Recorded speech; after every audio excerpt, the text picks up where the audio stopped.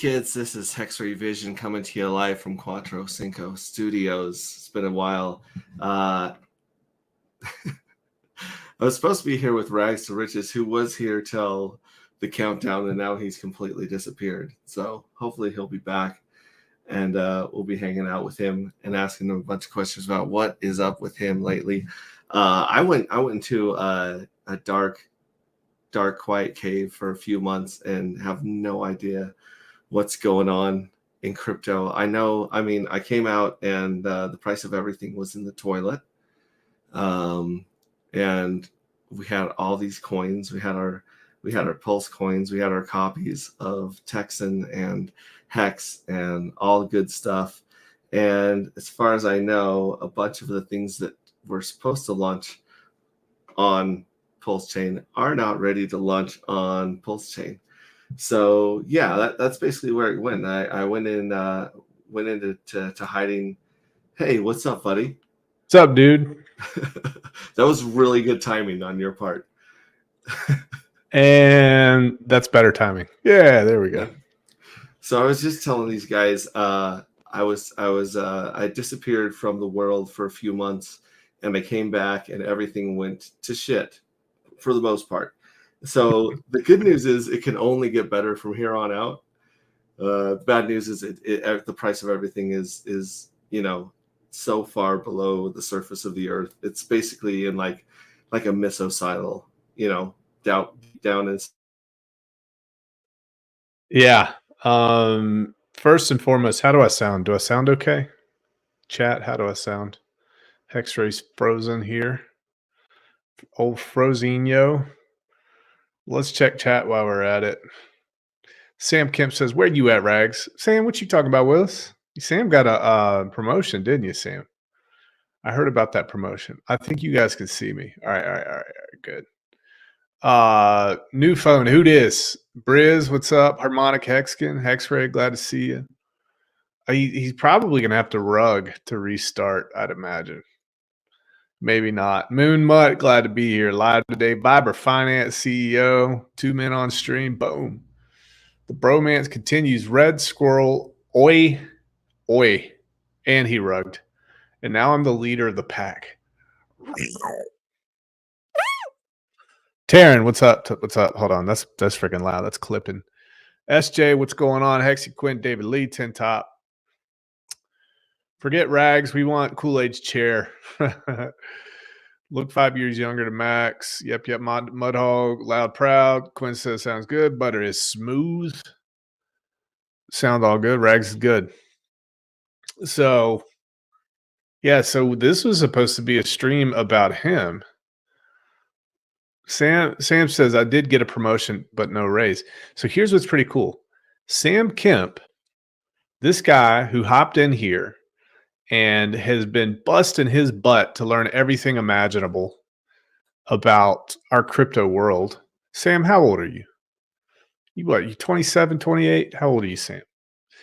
Anyway, Sam has been tagged as kind of the liaison between the TNM and the crypto community.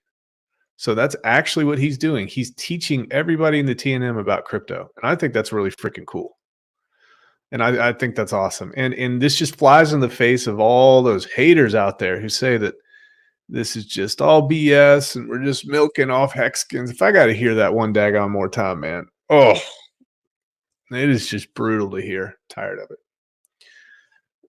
But good job, Sam. Sam, you friggin' earned it, man. You know more about crypto than probably a lot of people here in chat do. I'm going to see if I got a text from Hex right now. Guys, I think the West Coast got EMP'd. 77 years old. Good job, Sam. I think maybe we should bring you on here, and then we should ask you, what are your plans to talk to people about this crypto stuff, man? I'd imagine it's going to be a whole lot easier when the bull market comes back. But we'll see. We'll see about that. Met Sam at the first Dallas meetup. Great dude. Yeah. John Kampala, man, we got some memories, John Kampala. We got some memories, man.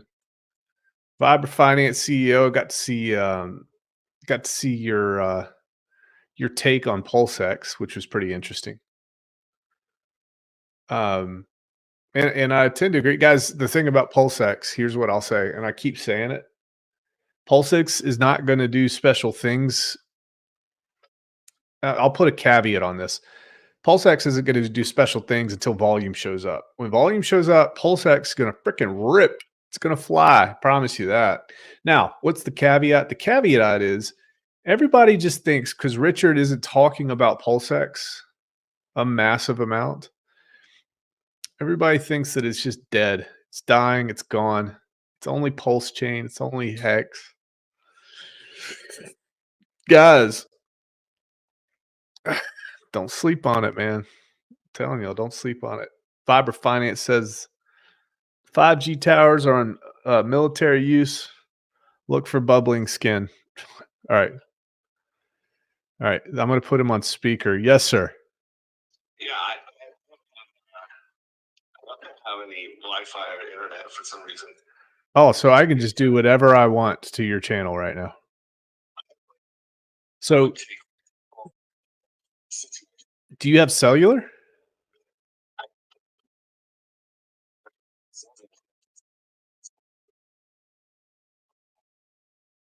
Well, what you could do, you could turn on your hotspot on your phone if you're if you have a wireless NIC on your computer, and you could connect to that if that's a more stable connection.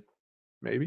Yeah, I'm switching from the hard line to the Wi-Fi. See if that works. Get her done. Let me know. Conversation make it sound intelligent. Bruh, I am carrying it, man. My back hurts right now. It's so bad. All right, bye. Davis says, what happens to the PulseX DAO? I'll tell you what happened, probably. And if you get into most of the SEC documents about DAOs, man, they are just targeting DAOs like crazy. A lot happened in 2 years, folks. A lot of quote unquote, well, I wouldn't say clarity. I would say it's come a little bit more in focus. But we're really starting to understand what that's all about. And he's back. What's up? And I'm dude? back. I don't know. Apparently, like a hardwired Ethernet cord just isn't very reliable these days. That's a little bit wild. Yeah, I have no idea what happened. Wow. But man, look at these guys in chat. They're insane. They You've been miss talking you, to bro. them.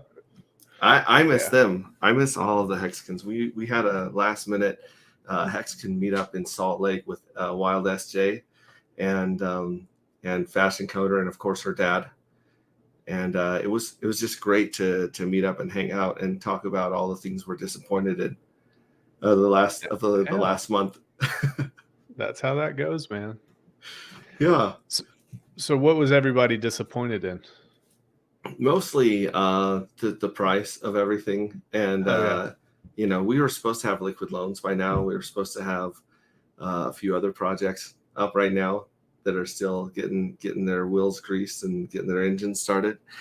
And so there's a lot of excitement, a lot of anticipation, but still a lot of people playing on test nets instead of being able to deploy their actual capital. And so that's really what we were getting from it. And we for the first time ever at a Hex meetup, we ran out of stuff to talk about. It was weird. It's weird. You just stopped and started looking at each other, and then you were forced to actually connect on a deeper level. That was weird. Yeah. Yeah. We were like, so do you like stuff? That's when the drinks come in. That's when tequila comes into play. Just tell everybody. I'm not going to say that's where it went, but that's where it went. We definitely went into the tequila there. It was at that place that we went in Salt Lake. You never went to any of the Salt Lake meetups, did you? No. It was all Vegas where we were hanging out. But I was going to actually start playing our very first interview. Do it, man. From like 3 years ago. And all the crazy stuff that I edited in there to try and keep people's attention. Dude, I was like, man, you must have spent hours on that, dude. It was days. I was learning how to edit at the same time I was learning that, you know, all that stuff's copywritten. So yeah, I don't know if that one's even live on my channel even more. It's probably live. They won't counter copyright strike you. They'll just be like, hey, you can't monetize this. Yeah, I think so. So going back, let's pretend that we we didn't have a weird hiccup in the middle of this beginning. Shout out to NT Fryer, David Lee, Torin. Man, you got all the crazies are here. It's good to see you guys. You've been blossoming like a rose lately, I would say. Oh. I remember when you were back around 5,000-6,000 subscribers, and apparently telling people not to subscribe and follow has not worked, either on Twitter or on YouTube. Can you talk about the insolence of your audience and those that have bumped your numbers up towards, I think you're about 10K, right? Yeah, and then I think we might have hit 14K on Twitter, so that's nice, I guess, relatively speaking. But yeah, in terms of insolence, it's just a massive disrespect, man. I've been begging these people. I've been begging these people to turn away. Been begging these people not to watch my content. Yet they watch it, then they get upset, and then they tag me on Twitter, and they're upset. And all I have to say is like, do not like, comment, or subscribe. And I've been begging people to do it, and they just Don't won't do it, guys. It's not worth it. So I pivoted a little bit. Okay, I'm actually encouraging people to take a look at my newsletter. Here's the outcome that I'm searching for. I think that this will actually cause people not to. However, it's only been live for, I don't know, 10 or 14 days now, and I've already have 300 subscribers. So I'm just like, I can't win here, dude. It's disgusting. You're going to have to embrace it. I guess, man. I don't know. I'm growing the beard. People are giving me props for the beard. I can't do anything right. And I'm tired of it, man. It's just exhausting. Exhausting, dude. Now, you're committed to growing that beard until 10,000x? Is that correct? Yeah. So essentially, Pulse X Hex Texan. And I'm going to be growing this beard probably by how things are going now. Probably when Jesus comes back, that's when I'll be able to. Well, I probably won't be able to until then, essentially. So I think it's just every in there still 10,000x. You, my friend, or choppy is heck. Maybe you should try to take your video off. See if that helps the audio. There we go. Say that again. You might want to take your video off to see if it helps the audio. Let's do that. Okay.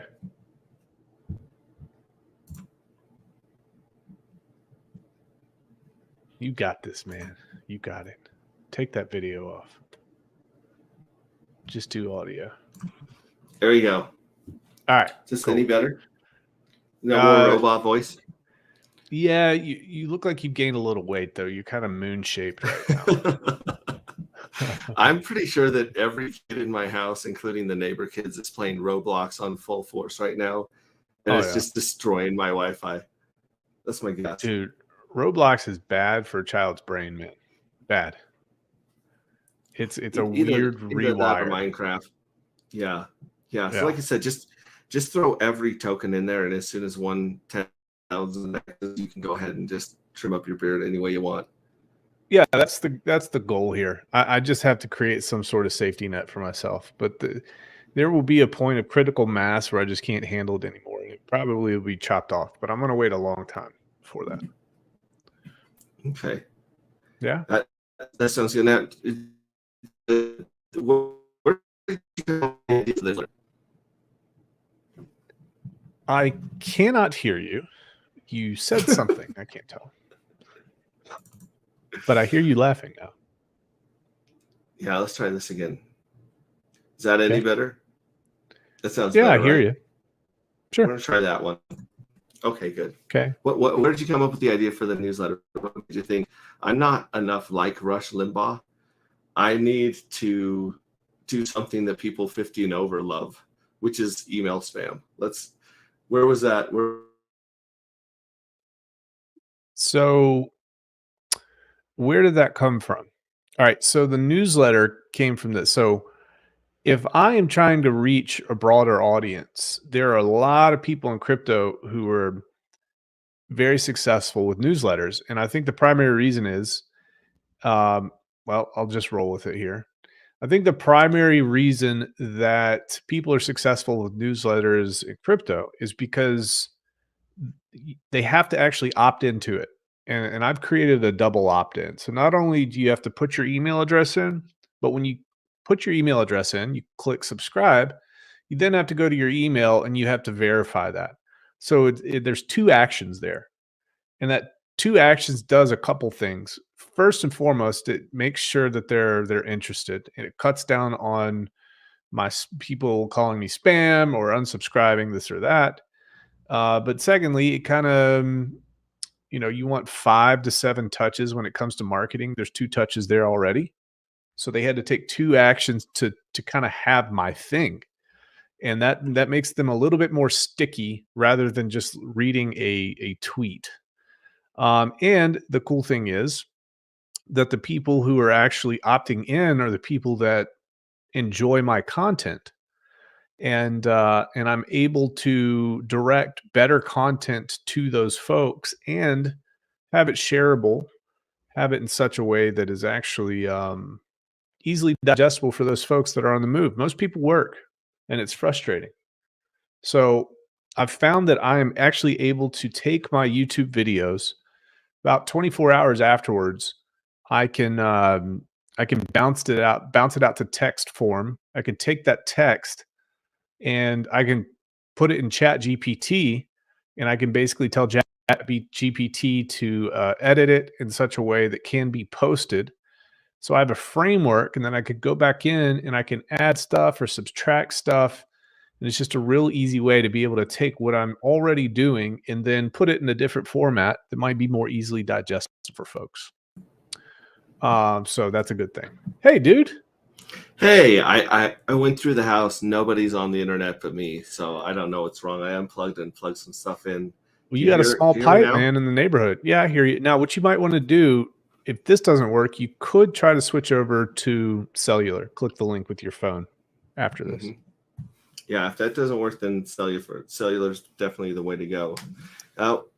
You've been talking a lot about the Fed's rates, its effect on the economy, and then that effect of the economy on crypto, and really just the whole market, stocks, bonds, real estate, everything, right? Yeah. A year ago, you were expecting the Fed to pause their rates faster than they did, and they just kept hitting the accelerator. Is that correct? Or were you about the right in what you were expecting them to do? I think we were within 30 days. So I expected that to be in May, beginning of May, but it was actually in the beginning of June for the pause. So we were pretty close on that. Okay, cool. And yep. Has it had the effect on the economy that you thought it would? Well, here's the thing. I think that it has not had the effect on the economy that I thought it would. All right. I think it has not had the effect on the economy the way that the Federal Reserve thought it would. So they're expecting to rug the United States. They're expecting to rug the world. They're making money much more expensive. They're making mortgages much more expensive, credit cards much more expensive, HELOCs, personal loans, used car loans.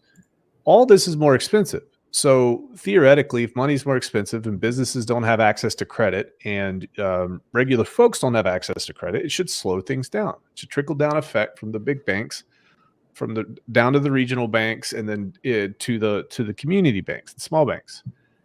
What you have seen, however, is massive amounts of damage in the long run. And here's why. It's because some of these banks have not been able to keep up, the smaller banks. So what you see, as you see in every single cycle, is you see a consolidation of power. All right. So all these small banks close up, and then the big banks gobble up more, until maybe in 20 years or 30 or 50 years, there's no competition anymore. There's 5 or 10 major banks across the United States the government does business with, and they can much more easily control economic power. So that has been the real downfall. I think that the United States wants to be able to go produce, and that's one way that you can get out. You can either cut your rates, a combination of cutting rates and a bunch of other things the Fed can do, and actually stop, or you can print money to stimulate the economy, or you can beat inflation by outproducing. So what is inflation? It's just an excess, okay, an excess of money. And people use that excess of money to buy a finite amount of goods. When those goods go away and that money is artificially pumped, it causes prices go up. So what's the other side of that equation? We'll produce more stuff.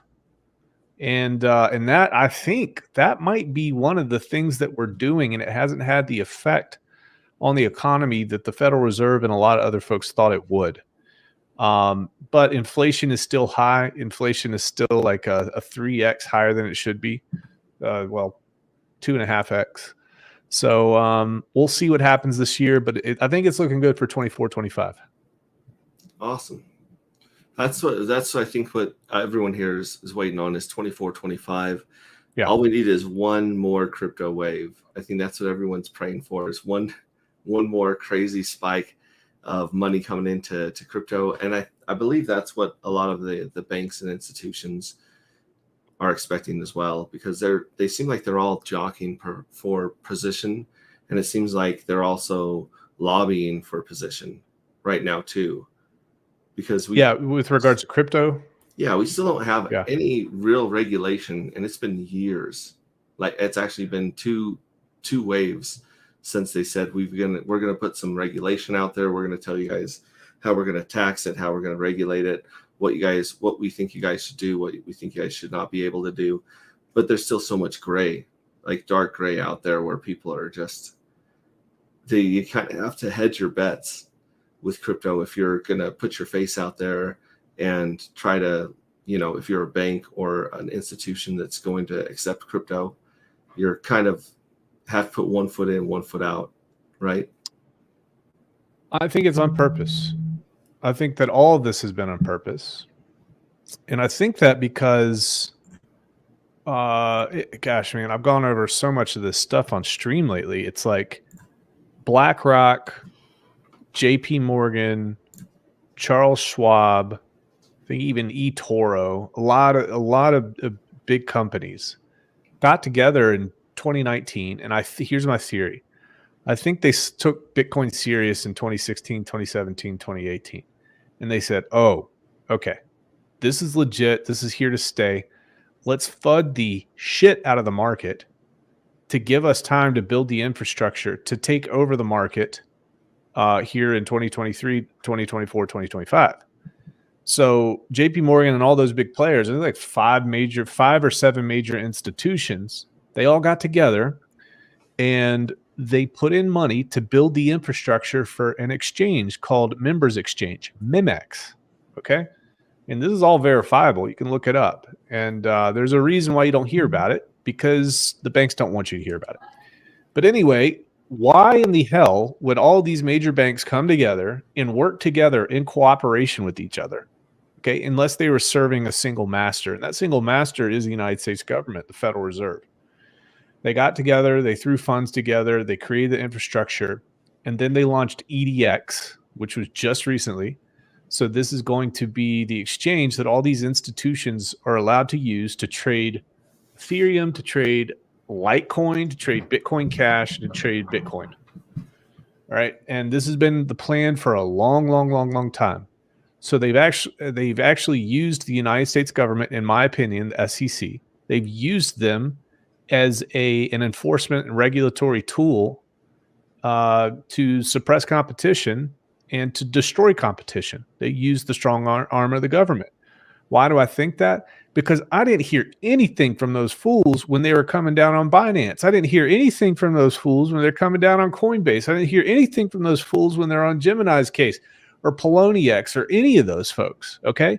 And they certainly didn't see Sam Bankman-Fried and FTX. And why is that? Well, it's because it came out, what was it, 120 different congressional members had gotten some sort of campaign donation from FTX.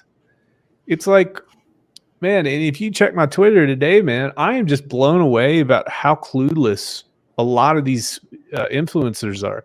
And people would call me like a woman hater after today because I tagged like 2 or 3 female crypto influencers. But it just so happens that was the content that Twitter was giving me. But these people are clueless. They just don't understand. They think that BlackRock, like, who was it? Wendy O basically said, follow the money.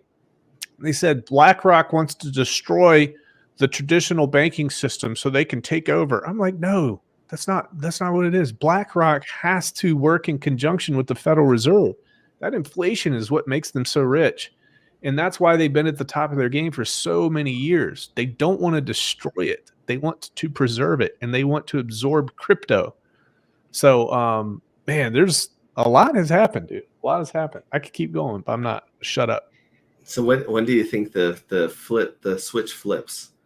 You know, you said that they're going to FUD the heck out of it so they can build their infrastructure, kind of like get a circle or a monopoly around a lot of the gates in and out, you know, the on-ramps and off-ramps. That seems to be where everyone's kind of chasing right now, right? Like, for instance, OX Coast, they're switching banks right now. Like, I was really excited to start using them to on-ramp and off-ramp money into crypto, and their bank like bounces on them, I think. If I understand right, I could be talking out of school, but yeah, it's really hard to find someone that says, so when does it flip when they think that they've got their position secure? I think it's flipped. This is a stat I always quote, and people here in chat, they're going to hear me say this. They're going to roll their eyes. But back in 2018, when you looked at institutional trading versus retail trading, 80% of all the trading was actually retail. And you fast forward to 2021, and in that short amount of time, it flipped from 80% retail to 80% institutional. So what happened in that period of time? They wrecked the market because they never saw Bitcoin or crypto as a viable hedge against market downturns. They wrecked the market. They FUD the heck out of everybody. They use MSNBC and they use Fox Business to put out all these narratives to scare people out of their positions. It's never coming back. And Jamie Dimon says, screw it. And Larry Fink from BlackRock says, screw it. Okay, screw crypto. It's disgusting. It's never coming back. And they're buying. Now, what did they do? They don't buy directly. Okay. What they do is buy up through proxy shares of companies that are purchasing Bitcoin and adding massive amounts of Bitcoin to their balance sheet. Guess who owns 10% of that? 150,000 Bitcoin now that MicroStrategy has? BlackRock. BlackRock owns it. Okay. Now you might think I'm crazy, but I tweeted it out yesterday with the actual paperwork and the documents that proves what I'm saying is true. And MicroStrategy, if you remember, your boy Michael Saylor started having all these conferences and inviting all these big companies to teach them how to integrate Bitcoin into their balance sheets. All right. All that stuff is by design, dude. All that stuff is by design. I get really pissed off lately because I came to this epiphany, and I should probably take it easy on folks, but I came to this epiphany and I'm like, it's not even an epiphany. It's just right in front of me. Guys, this is a multi-trillion-dollar industry. They have all the money in the world to hire all the brains in the world, and they could put 1,000 brains in one problem, and it's a massive force multiplier. Who the heck are we, crypto bros on Twitter, to say they don't know what they're talking about or they don't know what they're doing? They're surgically, or they're not going to get their way. Right, or they're not going to get their way. They're surgically intelligent. Surgically, okay? They're extremely wise. Why? Because businesses don't die when people die. Okay, the ideas and the lessons learned pass from generation to generation within the business, so they get better and better and better at what they do. And you know, businesses are treated as entities as well, like regular human beings. So I put something out today that says you got to know thy enemy. Okay, don't underestimate these folks. Don't think that you know better than them. They understand what they're doing. They have cornered the market. They flipped the switch. They're going to get approved for the Bitcoin ETF. I mean, it's so funny to see Litecoin as one of these things that they're offering, because from a technological standpoint, it's garbage. But from an SEC standpoint, it's not garbage because it's a fork of Bitcoin. There's a halving period and all that sort of thing. So, man, there's a lot to go into there. Yeah. We got Adam from Viber Finance saying Rags have been crushing streams lately. Nothing wrong with the little conservative, the bunch of degenerates. And Harmonic Hexagon says, do you think mortgage rates will get back down to 3%? Been hearing that from a few places. 3%? Yeah, probably 3%. Maybe not for a couple years. Where are we at right now? I know like HELOC's around 12%. So that's yeah, usually few let's on just top look at of it. 30-year mortgage. Let's 5.5%, 30-year mortgage rates. Current 30-year mortgage rates. Oh God, it made me click Yahoo. I feel weird now. Was Ask Jeeves not available? Oh gosh, remember GeoCities? Okay, so now this is the game. They won't show you the rates, so you have to call them, and so they can sell you over the phone. You guys can find it. I don't know, whatever it is. I like the fact that I just ask you and you start using the internet, which is in front of me as well. 7.8%. Okay, that's pretty high compared to what a lot of people locked in not that long ago, 5 years ago, 4 years ago. Pretty low. Yeah, I mean, it depends on a lot of things. It depends on the mortgage type, how much money you're putting down, like all that sort of thing. But the average is going to stay pretty high for at least the next 3 years. I think they're going to raise interest rates next month and the month after. Potentially pause next month, but there's going to be 2 more this year, I think. And then after that, they're going to chill for a while, probably like 6 months. And then we might not see interest rates actually cut until later next year or 2025. Yeah. And how long do you think it'll take? How long do you think they'll cut for? Because they usually only cut a quarter at a time, right? Yeah. So for them, it's like the whole Titanic thing, inertia. So they got to see the trajectory of inflation at a certain angle, a certain like steepness, right? And once they see that energy and that inertia heading down, I'd say we probably start seeing cuts, maybe around 3%, because they don't want to go too crazy. They don't want deflation to happen. So they'll cut it to make it a little bit more buoyant, make the economy more buoyant, and then it kind of rises back up slowly, hopefully. Soft landing is what they like to say. Soft landing. Yeah. I love that. I want to say a shout out to Mobius. It's good to see you, man. David Lee, always a pleasure. Terrence in the house. Torrens in the house. Inflation is the money, he says. And Harmonic Hexagon says it's already been approved. ... Yeah, depends on your situation there. That's good. Now, personally speaking, I was expecting faster and cheaper pulse chain, based on the 2 years that we waited for it. Not to lose my Hexagon card or anything like that, but careful, man, because they're pulling those Hexagon cards left and right now. You gotta be careful, bro. I put it in my name. I tattooed it on my arm. They can't get it off my. I'm a Hexagon for life, but like I said, you're not a real Hexagon. You're not real, dude. No, I mean really, the pulse chain, we were expecting more, I think, as a community than we got, if we're being honest. Yeah. That's not to say that it can improve and that RH doesn't have some more tricks inside of his sleeve to make things better. And I'm still holding on to a lot of pulse myself. But what do you think is the play here when the bull market goes full steam again? Ethereum network gets congested. Fees are $300 to $3,000 to get stuff out. A lot of people a lot of onboards that I've helped had some stakes coming out recently, and the fees on a good day are $100 to $200, and the stake's worth $10. Right. So there's a lot of people are just letting those little stakes bleed right now.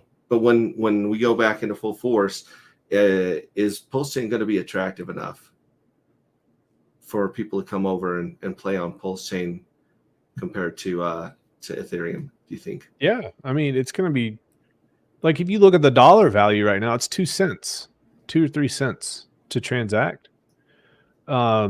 I had my first Hex stake actually end while you were away. It was in June. Mhm. So I was able to take that and restake it, and it was very reasonable. Here, the bottom line is Pulse Chain is going to be a really cool place to transact until it's not. Okay, until maybe 5 to 10 years down the road when it's full, just like Ethereum is. And hopefully by that time, better technologies come out, and there's ways to decrease that load or speed things up. So this buys us time. It's a good alternative in every single way. The big frustration here for me is the fact that you had so many people that were hell bent on Pulse Chain failing, and unfortunately, a lot of those folks they just ride the tide. They ride the wave. Whatever's happening in the moment, they never look backwards or look forwards. And they cause a lot of mess. They cause a lot of mess with a lot of people. You had another thing where you had the Zen folks. They're, what did he say? I talked to Jack Levin, and he talked about, he used the term forced evolution. So he wants to cause pain to these chains that don't scale at L2. He wants to cause pain to force them to evolve. Okay. And that's just his marketing ploy to say, hey, now I have a chain that isn't as bad as all of these things that I hurt. So why don't you come over here? So he did that right when we launched.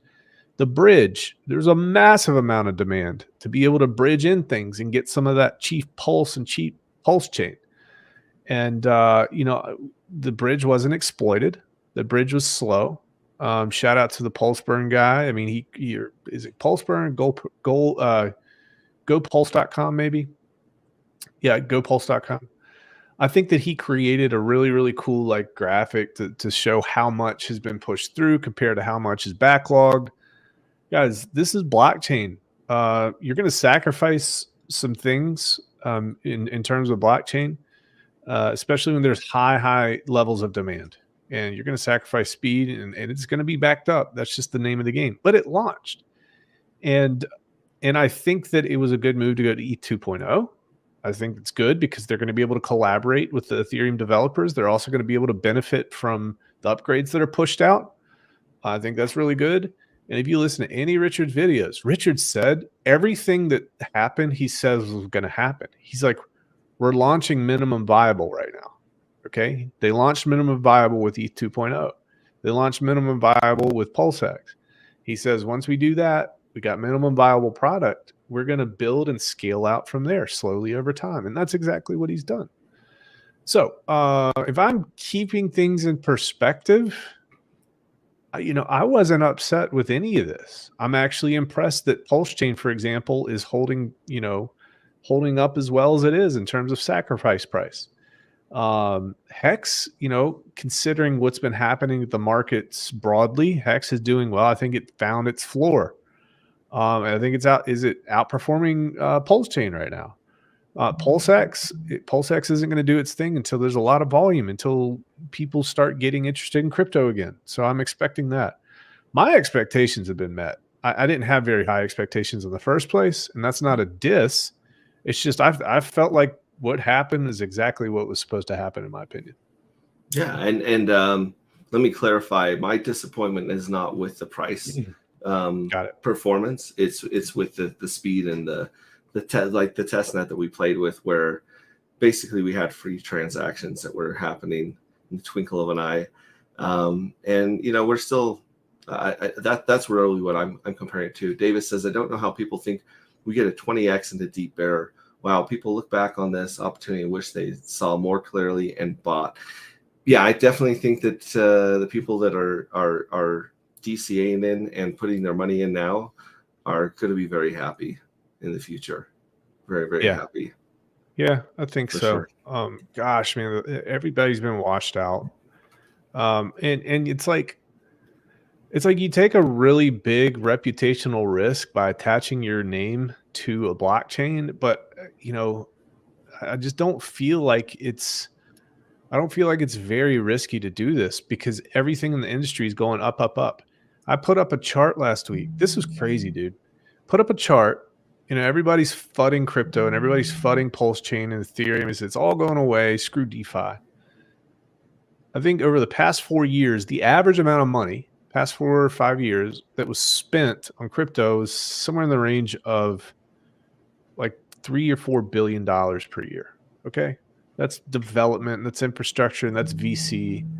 In 2024, the projection for 2024, based on where we are right now, is $20 billion, dude. 20 billion. It's like a 4 or 5x in 1 year. And this, I also pull for the evidence of BlackRock and Larry Fink going on Fox Business yesterday and saying cryptocurrency and specifically Bitcoin are international assets and should be taken seriously. And there's demand for that. That is crazy. That didn't get enough press because that's never happened before. Okay. Jamie Dimon talks a lot of trash, but they're back there doing DeFi since 2019. So I think that Pulse Chain is in the best possible situation right now. The bottom of the worst bear ever. It's because they turned the money printers back off. Yes, we had a 10-year run because they kept inflation going and going and going. That's the point of the Federal Reserve, to keep it going, not to throttle it, believe it or not. So.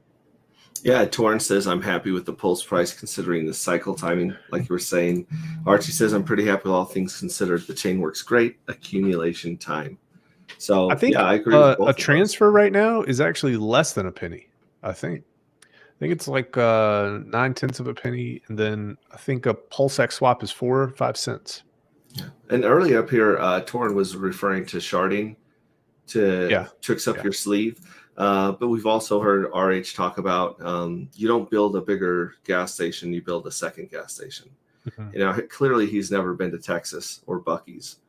But there's definitely a lot to that, to where if we did fork, if Pulse Chain was forked due to congestion, I'm guessing it wouldn't be a full system state. It would just be a fork, like a second network for more of the transactions to go onto. It's not like we'd have a third, a fourth, a fifth, a sixth hex, at that point. There could, I don't know the specifics of this, and I don't want to speak wrong about this, but essentially what they would do is create a layer underneath, a separate network to handle it's a transaction layer.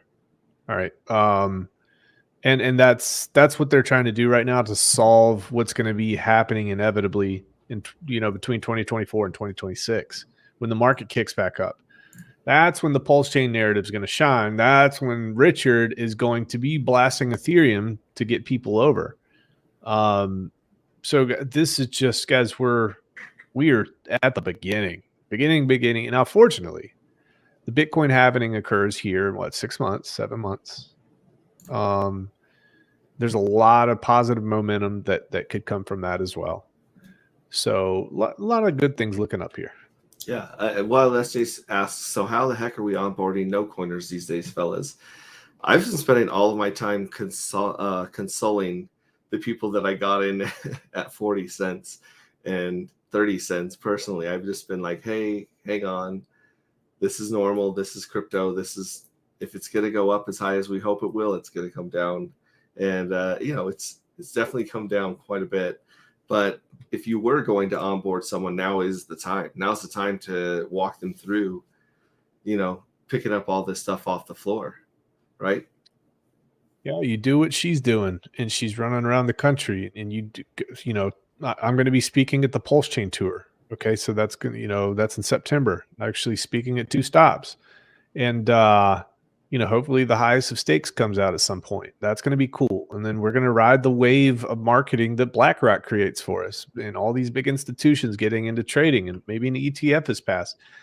And then you've got somebody like Sam Kemp, who's part of an organization that actually, I think, Sam, if I'm not mistaken, that organization grew by 40 or 50,000 members this year. I think part of kind of what we did helped that out. But he's going to be teaching people in his organization all about crypto. Okay, so it just takes, what is it, in Shawshank Redemption, Andy Dufresne talks about time and pressure when referring to rocks. If you got enough time and just enough pressure, you're going to make a breakthrough. You're going to cut through that rock.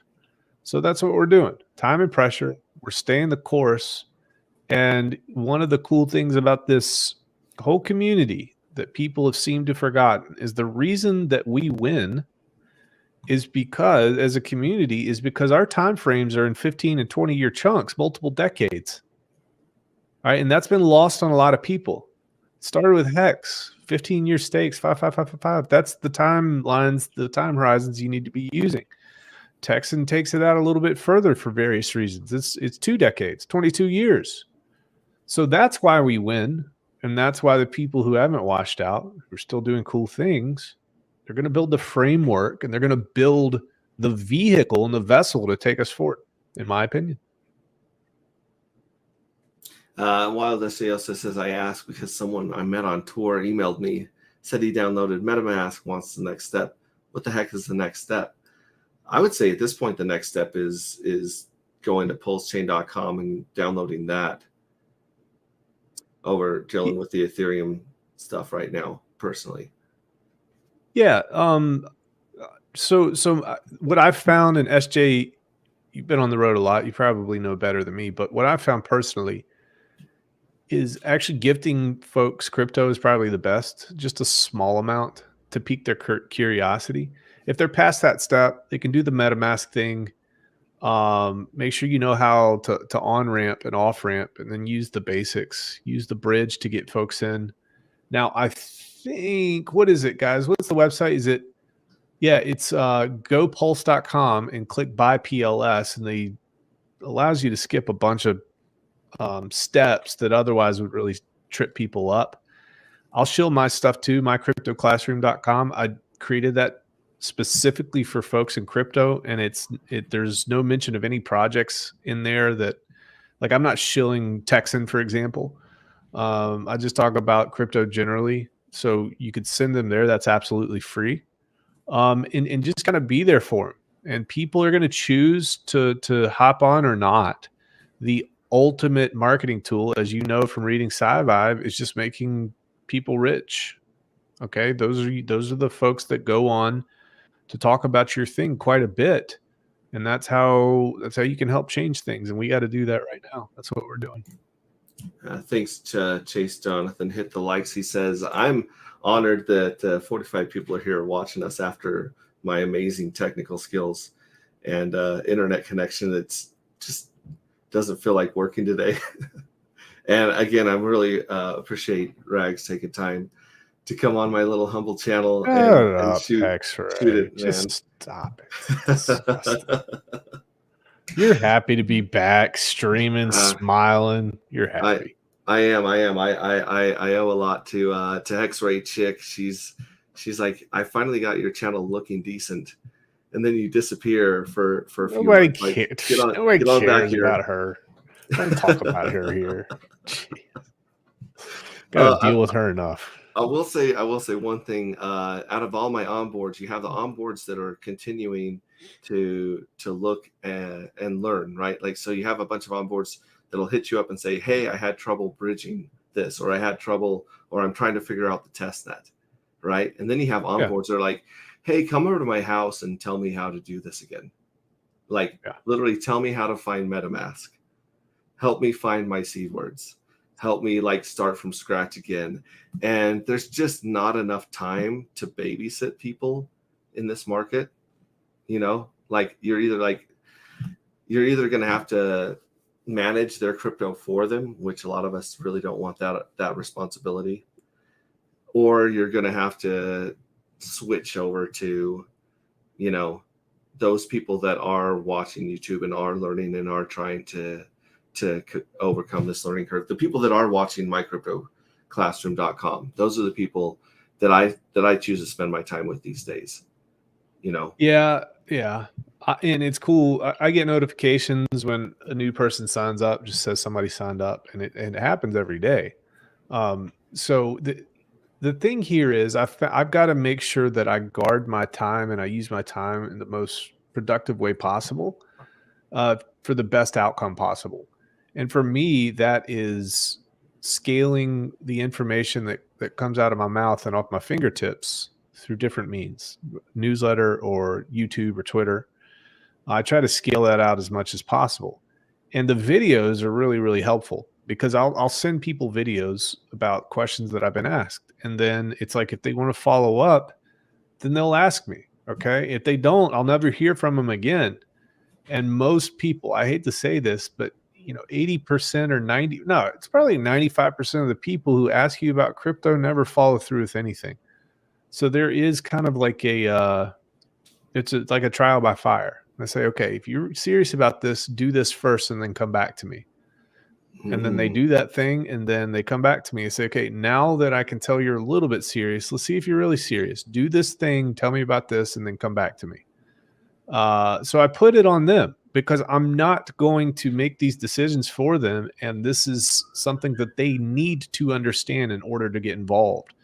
I don't like this blind following. I want people to know what's happening here. So that's kind of how I approach it with folks. And sometimes it's a little bit of a it's like the school of hard knocks in a way, but there's a reason why that actually has worked for such a long time in society, I believe. Yeah, I appreciate that. I call that the Karate Kid approach, right? You're telling someone to wax on and wax off for an afternoon, and then they come back to you, and now they can, block a punch or something like that. Where if they just sit there and doing nothing, they're not going to be able to handle a lot of the craziness that crypto brings away. You want to try. You think you can save people, but it's not. They got to save themselves. And maybe you're planting a seed that'll grow later, germinate later. Yeah. Davis says I send screenshots of my new buys to my onboards to reassure them that I feel everything is okay by putting my money where my mouth is. We got the link up there, David Lee. For me, it's how you gentlemen deliver info: accurate, acute, and accessible. Chase Jonathan likes alliteration. He also says, hope you're having fun. Safe travels, SJ. Yeah, definitely. So Sam Kemp, he says he swears by mycryptoclassroom.com courses, learn crypto. I love that. I know a couple other Hexicans that there are a couple other courses in our community that are really good. And I know there are some others that are going to be coming out that'll be, so whatever your flavor is, whoever you learn the best from, you're going to have several choices of who to follow and who to send to your onboards. So that's great. Yeah.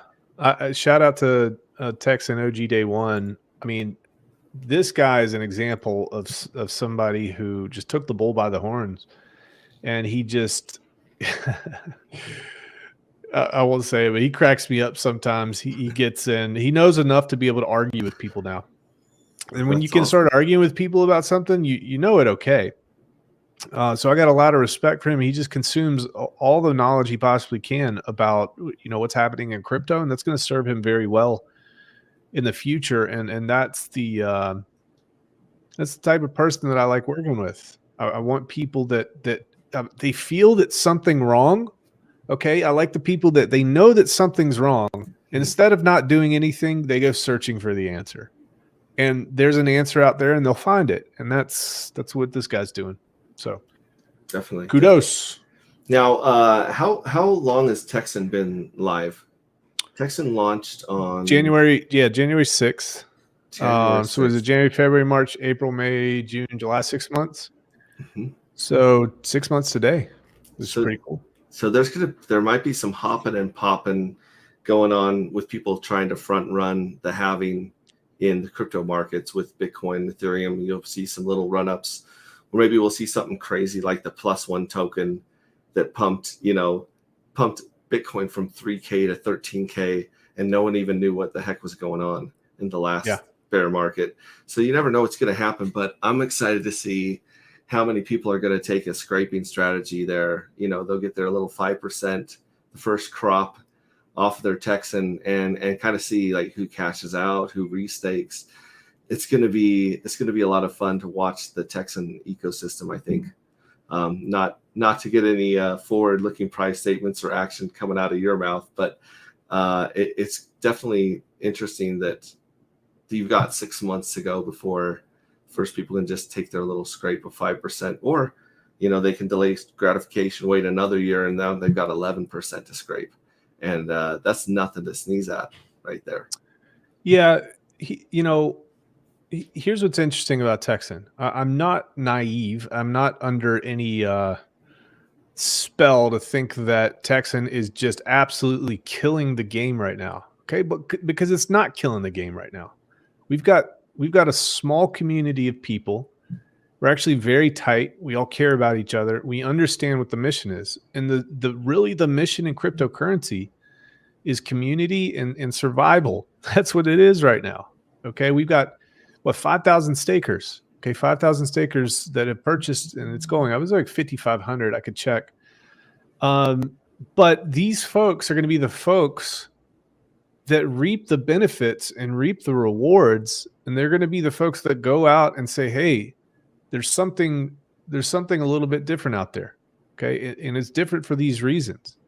It's different for this mission, this purpose that it's here for. It's different in that, you know, the community. I really focus on telling people to just be gracious with folks. All right. And don't add to the chaos and don't add to the drama on any social media or anything like that. We just want adults. We want grown-ups. I always have told people to stay away if you're not that person, because I don't want that person. It's because those adults, it's because those grown-ups, those people who are steady, they're going to be around for the longest. And these are the same people that have been following Matt and I for a long time. And they actually understand the stated purpose and the stated mission for what we're doing and the organization that we're a part of and how we're actually trying to move things in the right direction in the world. Okay. And it's not just about money. You know, it's about affecting some sort of change. Who was it? It was like Aristotle or Plato or Socrates, a man who moves the world must first move himself. And that's what we got to do. We got to move ourselves first before we make anything happen. We're here for the long haul. I'm excited about it. I'm very excited. We're a very nascent project in the bottom of Brutal Bear, and our community is just sticking in there strong. I love it. Yeah, I love that. Texan Tailgates is too my favorite. Also, Texan is dope. The mission is the vision. The vision is the future. The future is bright. Love it. Couldn't have said it better. I love that positivity. Thank you very much. And then David Lee, I think, meant to say freedom and God, but it's freedom and good. Good. God is good, right? That's what they say. Yeah. So it says people care until their mortgages due. That's true. It's the vision. Right. That's the hex ray vision. Yeah. I didn't know how powerful the word vision was going to be when I chose this handle, but a lot of it has to do with the vision of what you want for yourself and what you think you can do as a community. So DJ Cryptomatic is in the house. Yeah, it's cool too, man, because I started. This is one of the narratives that I've started talking about recently. I'm like, when you look across crypto and you look at the Texan contract, 99.9% of crypto can't shake a stick at what we have in that contract. And you know, for legal reasons, it's kind of difficult for me to really go into super detail about that until things kind of blow over from a regulation standpoint. But I'll just say this, man. You can go to any of my YouTube videos. At the bottom, it says all my links. You can go in there. You can ask questions in Telegram. You can check out videos that we've done in the past about it. It's a very, very powerful contract.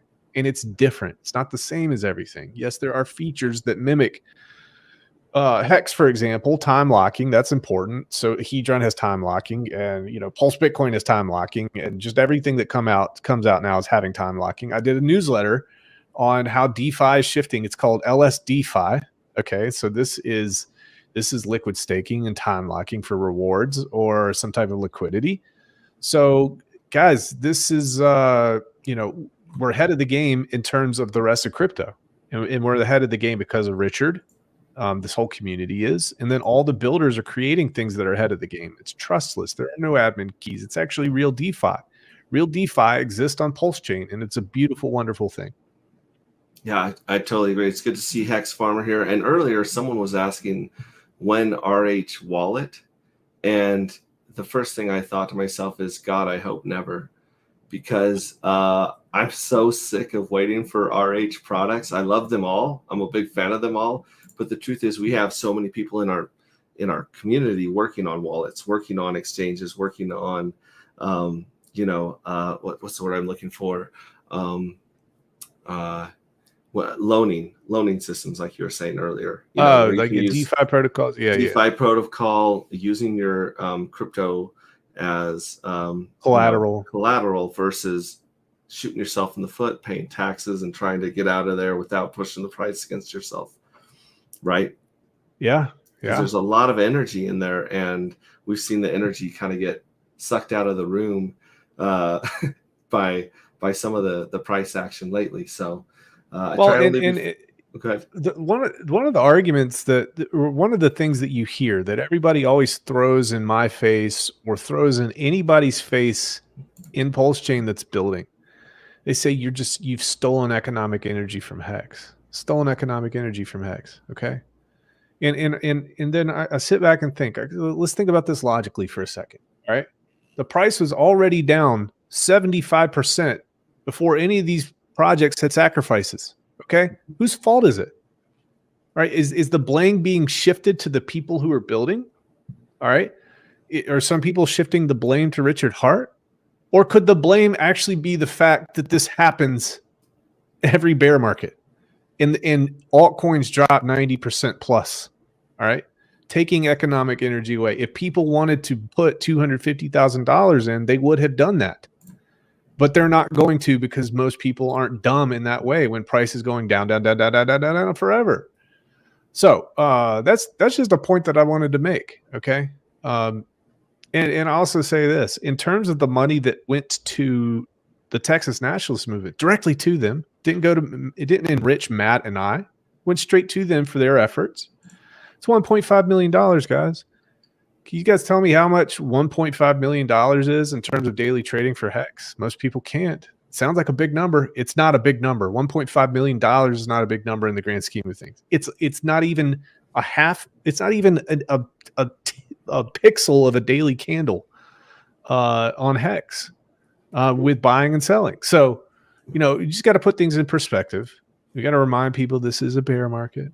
And everybody's trying to blame and shift blame on the people who are taking profits. These OGs who have tons and tons and tons, they shouldn't be selling either. No, guys, that's not how this game goes. And if you can't handle that emotional status, then you really should not be in this game, or you should find a better teacher. Well said. Well said. Yep. Man, I like I said, I really appreciate you coming and stopping by. Again, I apologize for technical difficulties. You guys are an amazing audience, an amazing community, and it sounds silly to say this, we're so early, because you hear it over and over and over again. But I mean, I was there when Bitcoin was $150. Yeah. That's when I was turned on to crypto. Like, these day traders were like, hey, Bitcoin just crashed, we think this is the bottom. And it was a 2014, 2015 bottom of that cycle. Right. I don't even know how much Ethereum was. Like, how many cycles has Ethereum had? 3. I think this was the third. This was the 2016, right? Mm-hmm. Or 20. Yeah. Well, actually, 2014. Ethereum was coming out when I was trying to wrap my head around Bitcoin. So everyone was buying Ethereum for 20 cents, 30 cents. Yeah. And I was like, shut your mouth. I want to learn about Bitcoin, because I didn't know anything. I should have been buying Ethereum at 20 or 30 cents back then. But you learn every cycle, you learn very painful mistakes, very expensive mistakes, but every cycle you do a lot better. It's exponential, Gosh. And so, dude, this is when I say we're early, I mean we're early. When you guys are complaining about 1.5 million getting taken out of Hex, that's going to sound so silly one day, right? It sounds silly now to me, but that's because I pay attention to that stuff. It's going to sound even sillier. Hindsight's 2020. And so again, I'm glad to be here with you guys. Thanks for hanging out. We're gonna call this. We're gonna wrap it up, because we've said a lot. I've got a lot of clips here to chop up and put out there for the people that don't want to sit through an hour long stream. Especially when 20 minutes of me talking like a robot or going in and out. So we chop. Well, hold on, David. I got to show. All right, Davis. Go for it. I gave him a wrench, but you weren't around, dude. So this is what you have to do to get a wrench on my channel. Okay. Whoa. Holy cow. That's beautiful. Is that awesome or what, dude? That's really, really cool. Yeah. So anybody can get a wrench on my channel if you're willing to bend the knee and give me something beautiful and expensive. Thank you. That is beautiful. Beautiful. Yeah. All right. Well, I don't even know if I have any music to do an awkward wave goodbye because I went down to the cheap stuff, but here we go. Let's just wave goodbye awkwardly to our beautiful audience. Tell them thank you for stopping by. I feel like I'm Princess Diana right now, like in heaven. You look like you're about to have surgery for carpal tunnel. Is what you look like.